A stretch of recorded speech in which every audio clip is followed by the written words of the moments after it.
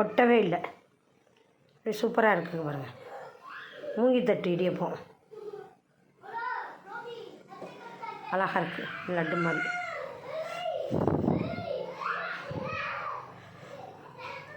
பால் புழிஞ்சு ஊற்றிக்கலாம், குருமா வேண்டாலும் வச்சுக்கலாம். நல்லாயிருக்கு.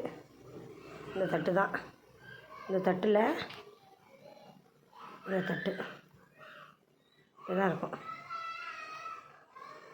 புழிஞ்சு வச்சு இதோ அடுத்த இடியப்பம் புஞ்சாச்சு. இதில் இருக்குது, அதை இப்படி வைக்கணும். வச்சு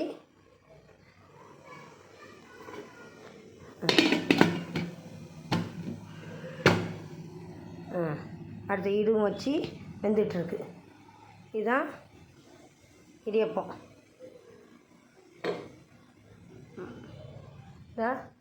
இந்த மாதிரி குழச்சி சுடுதண்ணியில் குழச்சி உரலில் வச்சு, இந்த இருக்கு உரல், உரலில் வச்சு புழிஞ்சி சுட்டாச்சு. இதில் இருக்கு இடியப்பம்.